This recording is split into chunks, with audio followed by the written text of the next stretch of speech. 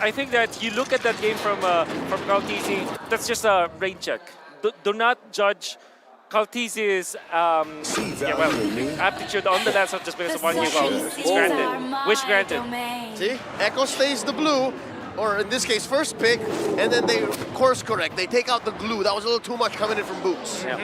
I totally agree there, and especially since like even Delara was saying like just go for the Faramis. That could have been an easy counter, but that's just not the style that they want to go for right now. They really want to make sure that that Sand duo is going to be nice and strong, and they can scale towards the later stages of the game.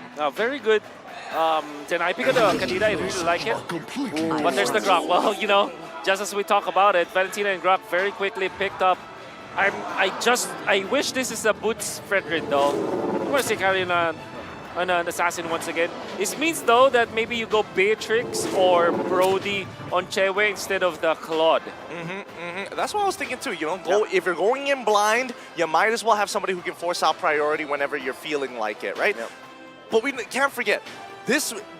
I feel like I've seen this pattern, almost like deja vu, in a matter of fact. Like especially from Echo, the fact that we see this Grok might just be going for Sanford this time, something a little bit more stable, something that can also force priority and make that big impact during these Lord secures. Because remember, Power of Nature deals a lot of damage, and especially with Master Assassin, you pair that up with Retribution, you might get 100% secure rates. I was about to say Melissa could be a pick here, because understanding again, last time they met, Benny was able to kind of counter the Grok with the Melissa. Back in the day, there was a weird interaction, again with the go away, able to cancel that wild charge. So Melissa, up against the Grok, it no longer can do that. The wild charge goes through the go away. But the Valentina and the Lancelot, with the first 3 picks for Echo, it's setting up for a front-to-back composition again. They want, Onic wants Echo to pick up something like a Brody, a Carry, even a Beatrix, because the Melissa will bully them in lane, creating space for this mid lane, and maybe possibly, like you mentioned, that assassin jungle.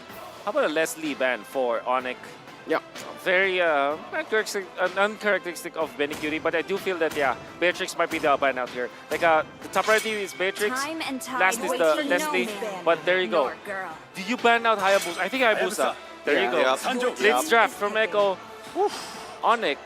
I think you pick up Faramis here? Yeah, and then they just see what's left for the one later on. That's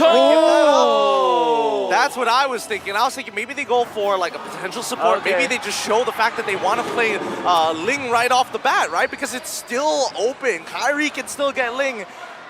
Honestly, now that I think about it, we haven't seen too many Lings overall MSC. It keeps either getting banned out or nobody touches it. Only Taz, right? Yeah. Only Taz.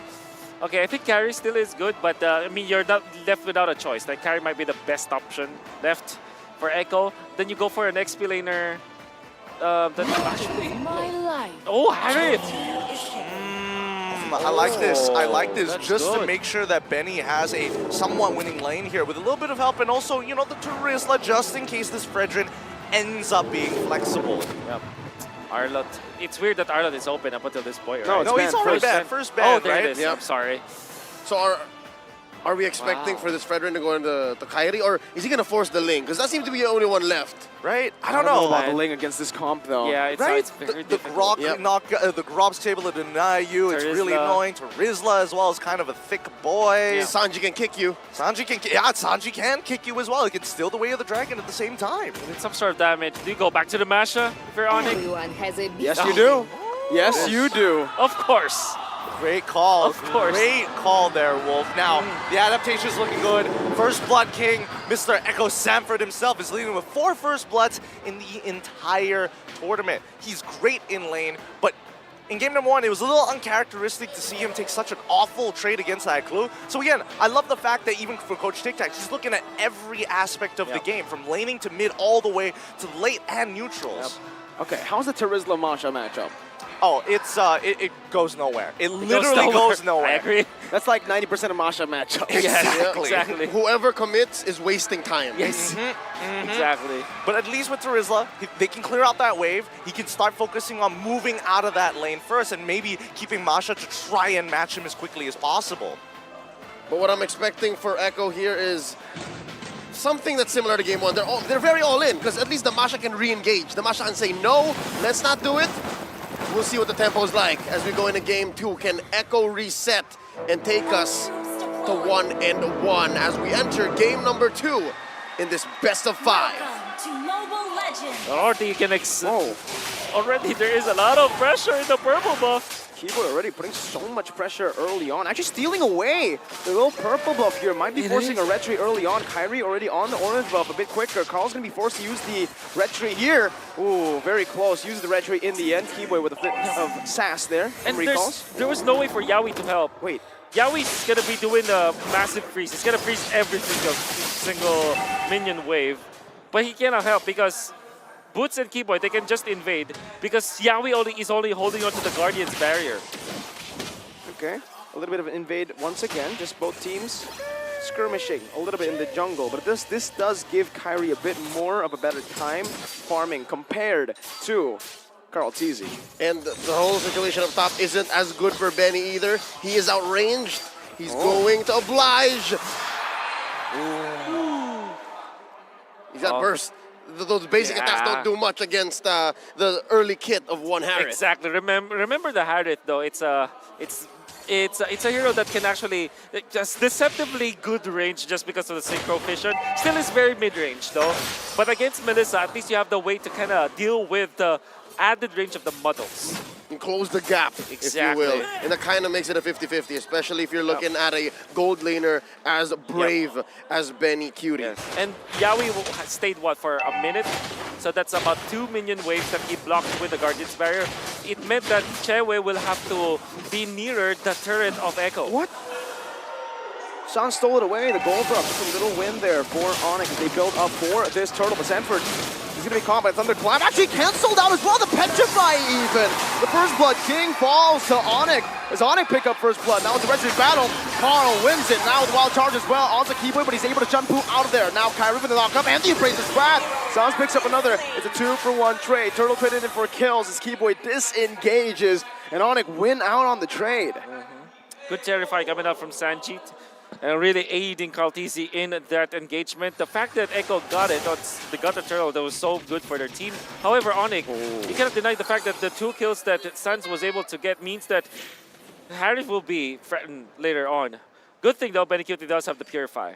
Yep, and again, when it comes to turtle takes or any major objectives, you have to learn how to trade. Teams are getting so much smarter at that, and again, at this level of competition, economy counts, and that's what put Onic here 1,000 gold ahead in under 3 minutes. That's huge. This is a big 1,000 gold. That's important. That is important for Onic for sure. And Keyboy kind of recovered. Still, Benny Cutie, you're going to ask, when is he going to be activated? I think sooner, for sure, compared to Chewe. And Echo needs to really summon the Echo Express now. Onic is going to be snowballing if they don't start trying to make a play. Just the same, it's so hard to say when you have this bottom lane, this XP lane, that is going on forever again. Whoever commits is wasting time, and it looks like Boots is winning! Wait, Boots is winning the 1v1. He's going in all the way, forcing Sanford to flicker under his turret. Boots gets taken low as well, though. That's the first skill for you, trading evenly. But look at the positioning of one Sans. Looking to pinch him down. Sanford notices something fishy, walks all the way back. Proper respect from the world champion. Meanwhile, top side, CW is going to fall. That's Benny with the kill. An Echo trade. Oh, great trade coming out from Echo and the aggression. Like I said, activation of Benny Cutie, that is what's needed. And with a minute to go before the outer third energy shields go down, they will make a move up top, which means that there will be even more gold for Benny Cutie. Yep, and because of that space made up top, Echo can now make way for the turtle. Pulled over, Keyboy engages, watch Sans, and there's a kick! Purify though, instantly now Sans jumps into the back line with the rough waves as well. Sanji gonna be able to escape as Keyboy jumps out with a jump pull. Kyrie finds the kill back. Now Sanji also trading in for Keyboy. Kyrie looking for some stacks. Mode Appraiser's Wrath, he goes for it. Retry battle here, giving Carl the go, picks it up. CW preheating the back line right now with a muddle placement on point. Sanford's gonna fall, and Onic once again win on a team fight. As you can see, Boots charging, walking them down with an unbending will. Benny recalling. This should give CW some room to go for the turret. Kyrie now knocked up by the wild charge, but should be able to pick up the purple buff. Was it Yaoi? No. It was Yaoi. Oh, it's Yaoi. It was Okay. Yaoi. That's still a win. I think Onic still came out on top, and again, that's deja vu from the first turtle. Yep. The second turtle that happened, it was again Echo getting it and CloudTZ just flexing his retribution. But Onic, they're winning the team fights. And that is what matters most in the second and the third turtle. It won't matter if you get the turtle gold, but if you lose 2 people in the process and the enemy doesn't, that's economic advantage for the team that won the team fight. So Onic really had a better trade afterwards, especially because they activated Jewe in that fight. So he got a little bit of gold in that skirmish. You gotta watch out for that gold lane X factor. It's interesting because the XP lane, usually, a good friend of ours would say is the X factor, but here's the gold lane. Failed conceal play. Nice, we miss you. I swear, if this wasn't a Masha Terizla, we would have seen more fights down there. Yeah. But now it's the Melissa versus Harith, and they're also just both waiting for their teammates. Look at this sandwich. Look at this positioning. Sanford finds Keyboy right there. The Shunpu's no longer ready for Keyboy. Phantom execution as well. Keyboy's looking for the ult there. Sands, Petrify, rough wiggle! No way he survives this. Benny dives in, but Sands finds a trade. The 1-for-1 as a shutdown, so Benny Cutie definitely gets some more pressure there. But the turret does not fall. The mini wave was cleared in, and Boots in the bottom lane was able to find one. The fact that they cleared out the minion wave on Sands, it was a 3v1 that he survived afterwards. Well, he did die, but he took 1 kill. Then on the opposite end, you have a free turret. Onic still winning. That's macro trade-off. Oh, and Sanji's gonna be caught in the Appraiser's Wrath. Keyboy looking for the play. Just knocks him up, backs up with a Shampoo. Kyrie with the taunt now, getting some resets on those cooldowns. Skill 1 and 2. Having more pressure. Boots. Almost. And Boots does have the thunderclap, so it might as well have been frame perfect escape.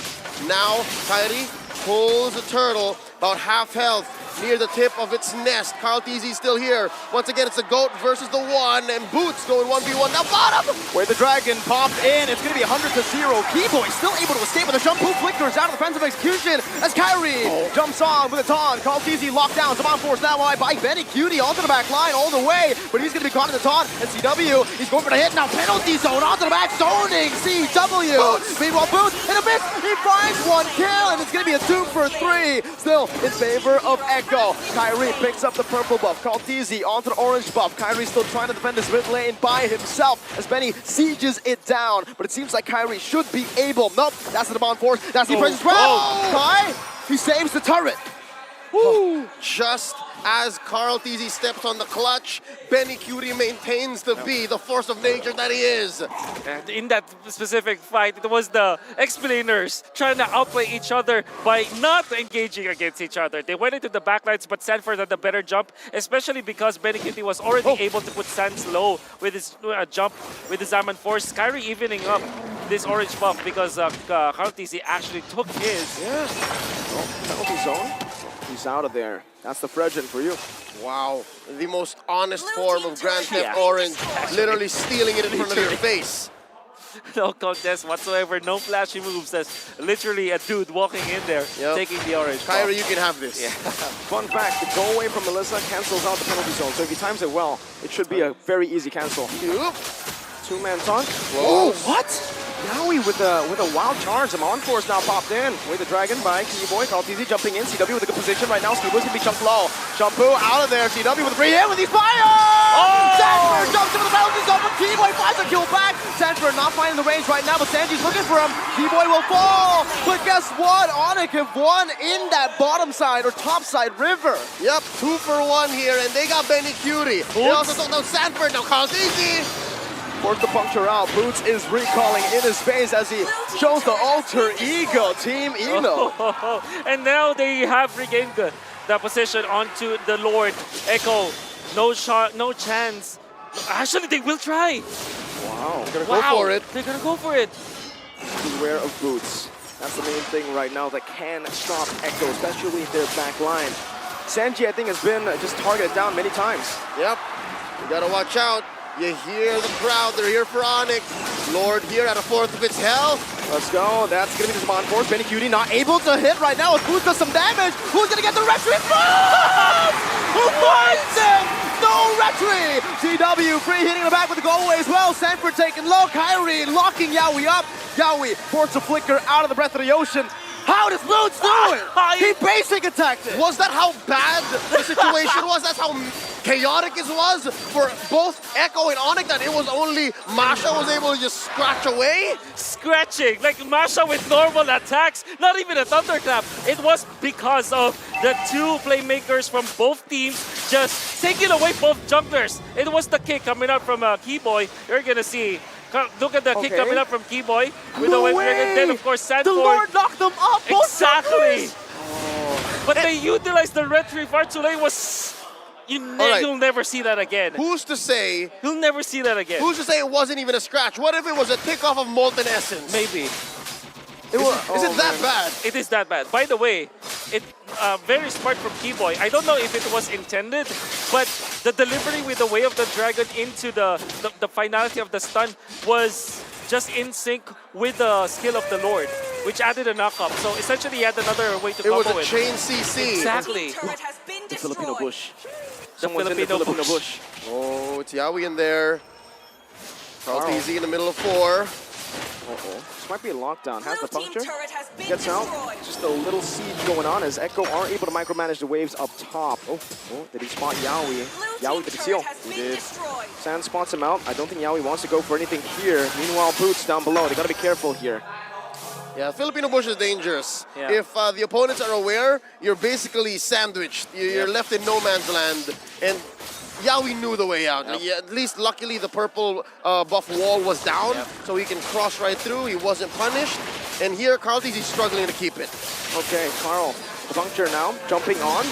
That's Kyrie, like he got it, I believe. No, CW! So much damage. Sanji steals the rough waves, but Boots is falling down. The knockup comes through. Sanford to the back, looking for the damage, but CW has the feel, and CW! He survives 4-0! Onic are looking to find match point. Betty Cutie, the only man left standing. A miracle is what he needs. Onic on the base, Keyboy with a flanker. Onic, they are building, and they have secured match